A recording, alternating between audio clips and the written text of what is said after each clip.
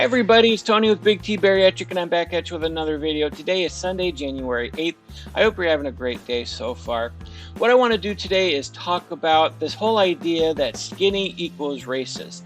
And the more I've sort of gone down this rabbit trail of fat activism or body positivity movement, talking about the BMI chart and stuff like that, the more I've seen more people talk about how racist it is.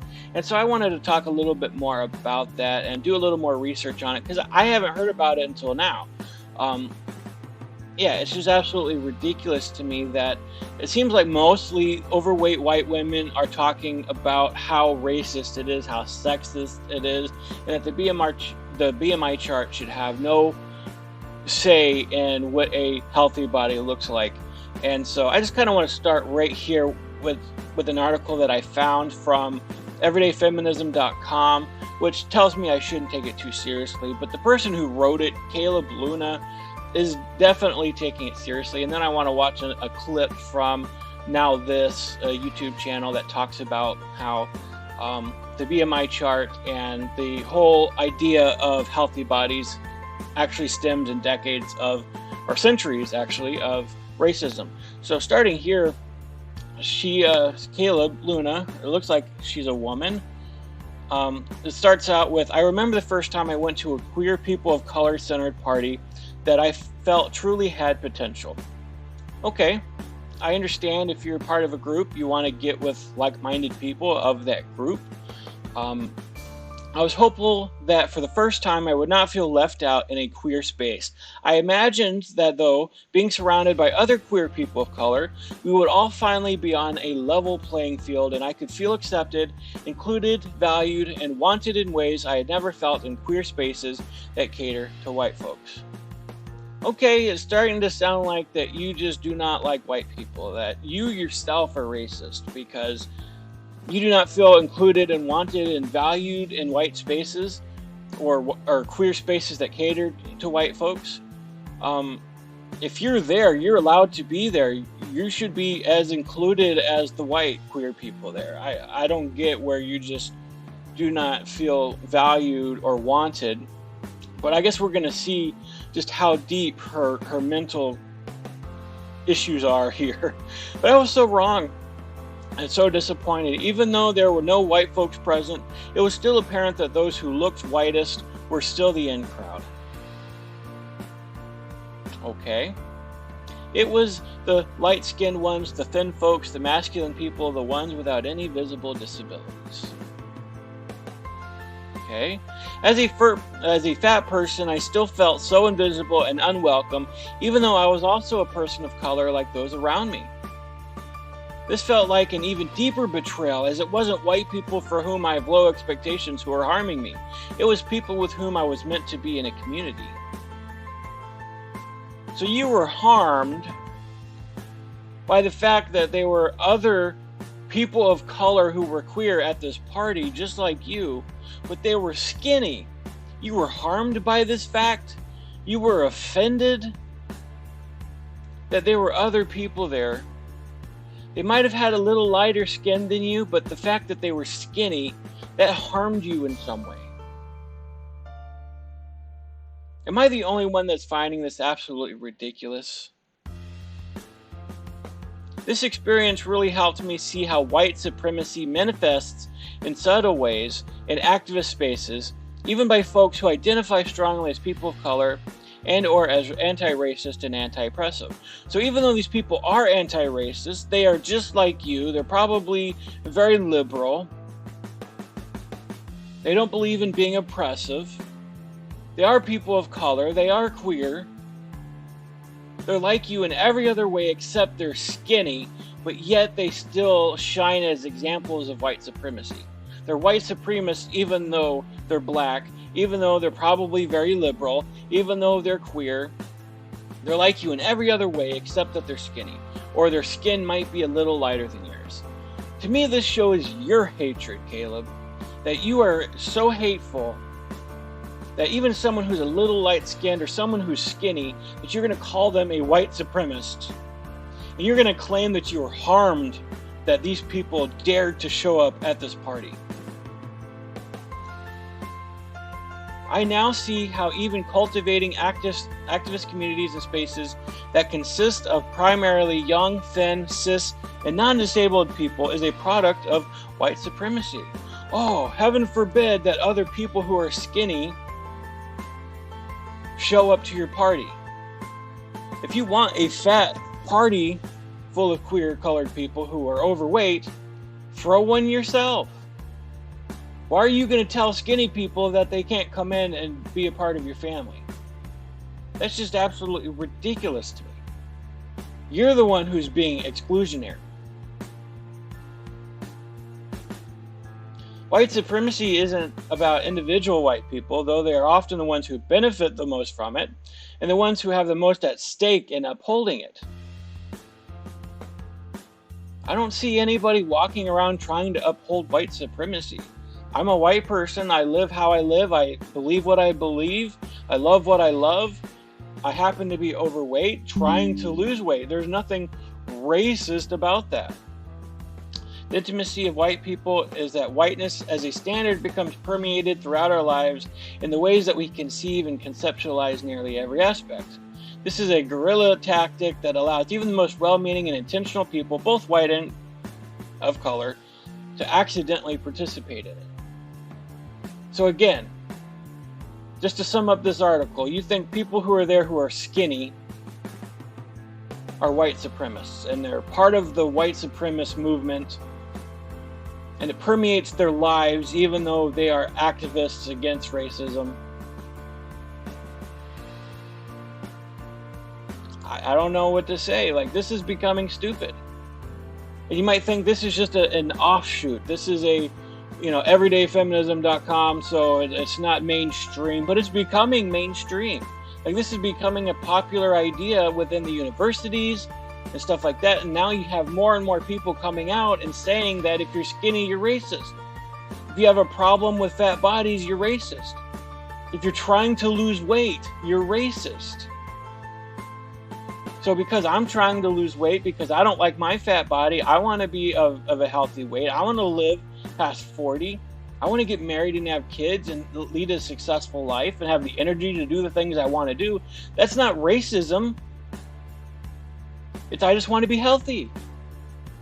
And you might think that this whole idea that overweight equals unhealthy is racist. That's not true at all. It has nothing to do with race. I'm trying to do it for my own health and my own body. And I'm trying to encourage others who are overweight to realize what you're doing to yourself. Again, you might be in your 20s and think that everything is fine and you're healthy, but by the time you get older, you're not going to be healthy. You're going to have all kinds of health issues. And science backs that up time and time and time again. So you're trying to deny all of science just to fit your feelings, and it's absolutely ridiculous. I want to watch this quick video now from Now This News. This expert explains how fat phobia is rooted in centuries of racism and how BMI can be very problematic. All right, let's start.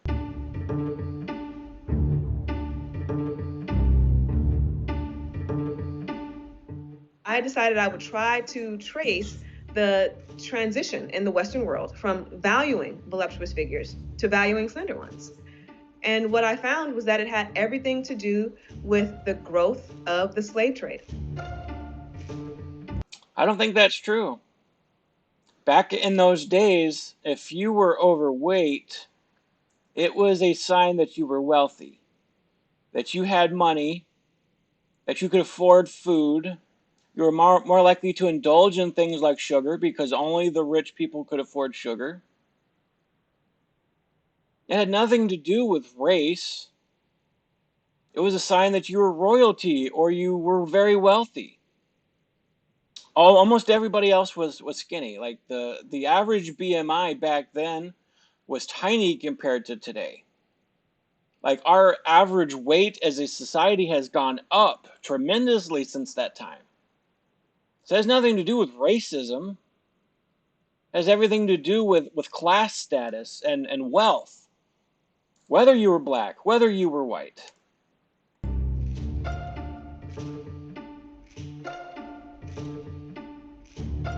In the early years of slavery, voluptuous physiques were prized because slavery and the Renaissance were coterminous. No, again, it had everything to do with financial status and class. It had nothing to do with racism. And by a couple of centuries on, in the middle of the 18th century, it was very common for race scientists to suggest that, race is not just about skin color. It's also about behavior and appearance. We know that Europeans are the most superior, most disciplined, most rational of all the races. And that's why they are at the top of our racial hierarchies. But we also think that Black people are overly sensuous. They love sex. Come on now. If you're a European in that time, of course you think Europe is the height of society, because it probably was. It was the most advanced society on the earth at that time.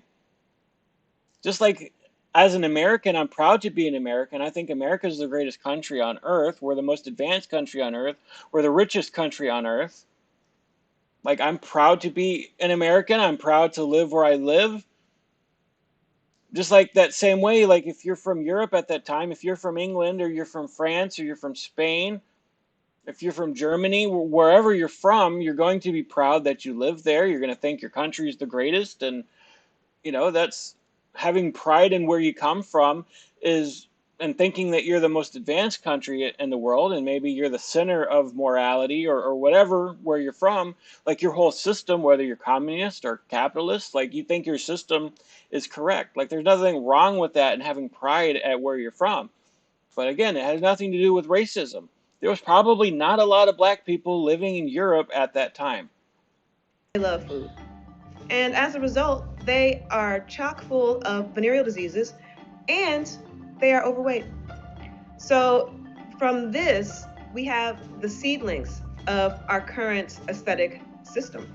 Okay, so a bunch of white Europeans started seeing that Black people were overweight, so they developed a system of finding a way to discriminate against Black people by creating this BMI chart and classifying people as overweight. So somehow being overweight became associated with racism. So if you look at somebody's weight and you try to judge it based upon a BMI chart, that in itself is racism and has roots all the way back to times of slavery. Does this sound stupid to anybody else? Which suggests that white, slender bodies, especially women's bodies, are valuable. But fat bodies, and especially fat Black bodies, are worth denigration. No. There's fat white bodies.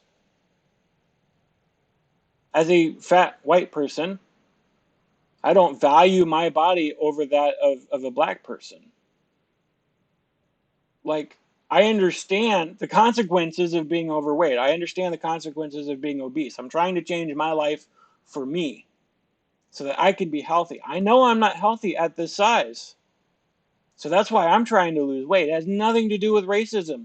Racism has no thought within my brain as to why I'm trying to lose weight.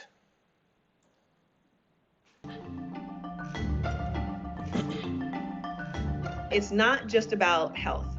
This is clearly about aesthetics. This is about disciplining women often, and it's also about population management. People often feel uncomfortable with fat bodies, and so they do not want people themselves to feel comfortable gaining weight or being fat. We shouldn't let people feel comfortable doing that. It is a drain on our society.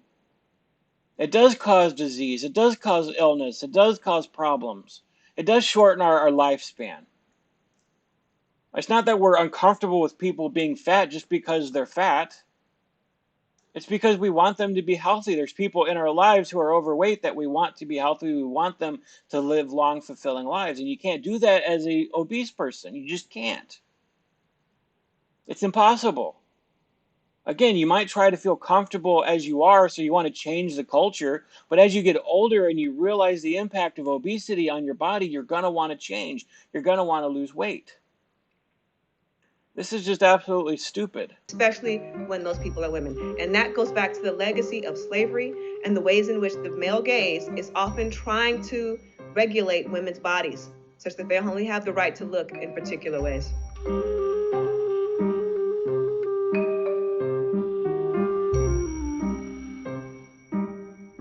Wasn't until the 1980s around that the medical field started to use BMI. BMI, they admitted, was both flawed and arbitrary, but they It's not a perfect system, right? You can be 250 pounds and be considered obese by the BMI scale, but if you have mostly muscle mass and not fat mass, like you got to go more than just the BMI chart. If you're severely obese, then yeah, you know you have a problem. You know whether your body is mostly fat or mostly muscle. But I don't think it intentionally discriminates against black people who might have more muscle mass than a white person. I think a doctor should go by more than just a BMI chart. So that's, I guess, where we can agree. But it's not inherently racist to say that, at your height, you should be a certain weight. Like, what is racist in that? Because that applies to me as well as a white male. You talk about discrimination and stuff like that. I've been discriminated against because of my weight. I've been unable to get jobs because of my size. I remember one time I tried to get a job at a Meijer store. If you know what Meijer is, it's like a big Walmart-like store here in the Midwest. And I tried to get a job there.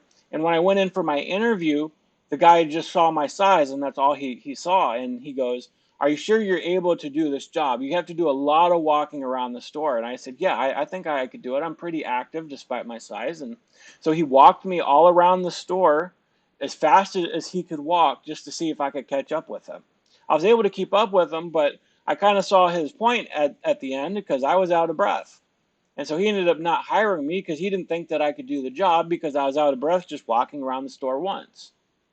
Like, you're going to want people to work with you or for you who are able to do a job. And if you're overweight, you're not able to do as good of a job as somebody who's smaller. That doesn't mean you're necessarily more in shape, but if I'm overweight and I can't do a job, then why are you going to hire me? It doesn't make sense. You're going to hire somebody who's more physically capable of doing that job. I can totally understand that. There's nothing racist about it. I've said before how I was forced to buy a second airplane seat. Is that discrimination because I'm big? No, it's because I couldn't fit in a single seat. Like, there are realities to being overweight. And those realities impact other people. It impacts other jobs. It impacts society as a whole. So it's not that other people are discriminating against you. It's not that people hate you for being overweight. They would prefer that you were a healthier weight so you would live longer. They would rather hire you at a healthier weight because it shows you are more capable of doing a job. I mean, it's just absolutely they ridiculous. adopted it anyway. And we can see the wreckage that has resulted from that decision. There are no studies proving that high BMI directly causes poor health. Why are you going to straight up lie in this video? Why are you going to lie? Higher BMI directly correlates to poor health. Directly. There's plenty of studies in science on that. You're trying to deny those studies, and you're going to accept the ones that agree with your position.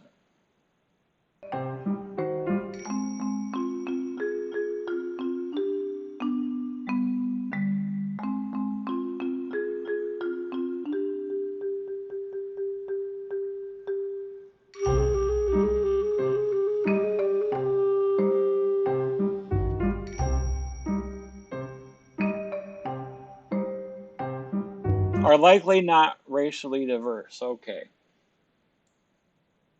So different races might have a different set of BMI numbers to go by. White people might have certain body shapes and types compared to black people who have different body shapes and types compared to Hispanic people. So, okay, create a BMI chart for every diverse group. So you're not applying a white BMI chart to a black body. Okay, that solves the problem. That still doesn't prove that the BMI chart is inherently racist. It's not trying to be intentionally malicious or discriminate against people. It's not trying to uphold a white standard of beauty. It's a general chart that compares your weight to your height to determine whether or not you might be overweight. And if you're overweight, it's up to you to decide if you want to lose weight or not. Hopefully you decide you want to, because again, the bigger you are, the shorter your lifespan, the more sick you're going to be, the harder it is going to be to do things, the more pressure on your knees, on your back, on your ankles. Like your whole life is going to be impacted by your size. And you can't change the entire culture and society because you would rather be overweight than change yourself. That is to say, seemingly, there could have been almost no racial diversity in the studies that were used to create BMI, and we would today call this a form of colorblind racism. Of course, back in the era of slavery, we expected, or at least Westerners at that time expected, that Europeans were the ones creating what constituted good and bad science. But these days, we live in a world of multiculturalism and inclusion, and we understand that white men in lab coats should not alone determine standards for the globe without research that is incorporating a diverse array of individuals. So that makes it racist that they didn't study a lot of black people?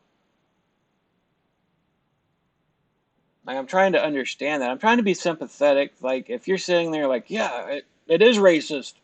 We need to fight against the BMI chart.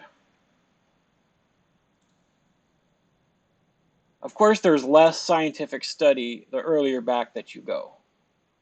Of course, they're not going to have as much access to, let's say, if you were in Belgium at the time and you created this system, or you're in Europe and you created this system, which I think it was in the 1800s when the first primitive ideas of BMI were formulated, which really changed the whole standard of health across the world.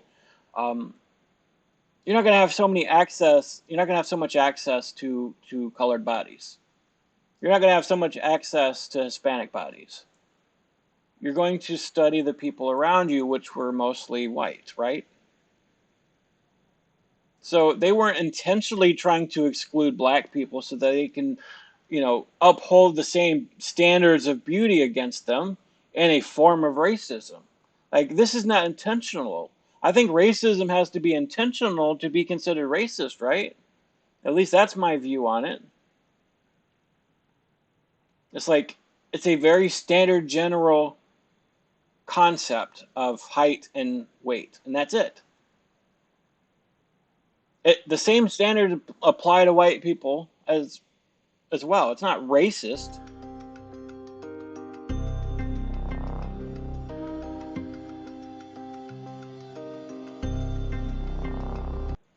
Yeah, because we're less likely to do a good of a job as smaller people. Insurance premium people know from experience that if you're heavier, you are more likely to die early, you're more likely to develop disease. So of course insurance premiums are going to be higher. That's not discrimination, that's just reality.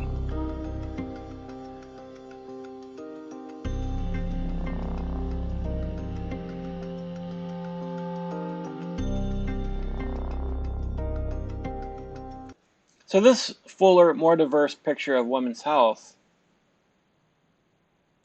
in a lot of people's minds is to include the fact that people can be overweight and be healthy. So you want people to just ignore the fact that you're obese. You want culture to accept you. You want culture to change. It's all about everybody else. There's nothing about yourself you need to change. You don't want to try to get healthy. You think you're healthy at any size. And so it's culture that needs to change instead of you. So this fuller, more diverse picture of women's health means it's everybody else's fault. It's the system that's sexist. It's the system that's racist. It has nothing to do with your own personal views about your own health and refusing to want to change your food addiction. But it's our fault. So you talk to doctors there and they say things like, we are interested in the holistic portrait of our patients. That means when they come in, they can take their weight, but their weight is not going to be the main thing they're going to talk to them about. They're going to talk to them about their family history, their dietary practices, their exercise, their sleep, their levels of stress. All of these things and many more contribute to our health outcomes. We can talk about environmental toxins. We can talk about the walkability of your neighborhood. If you have access to grocery stores or only convenience stores, all of these things are consequential to our health outcomes. That's kind of true. But at the same time, it's like your stress level could contribute to your weight. The amount of sleep that you get per night, how many hours of sleep you get every night, contributes to your weight. Like, I've studied all of that when I was doing the keto diet. There was all kinds of connections between sleep and obesity, or stress and obesity. Because there's certain hormones that are released in your body if you're overstressed that prevent you from losing weight. So it's all connected.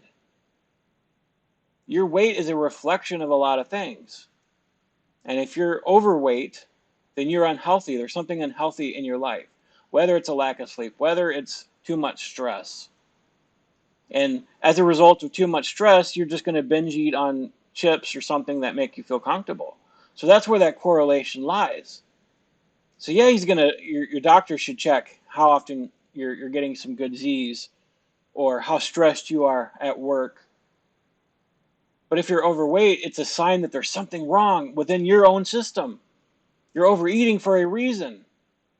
Whether you're comfort eating or whatever it is. Like, obesity is a sign that there's something wrong that needs to be fixed, and your doctor is going to fixate on that, and he should. But unfortunately, they're not taken that seriously within the medical establishment in this country.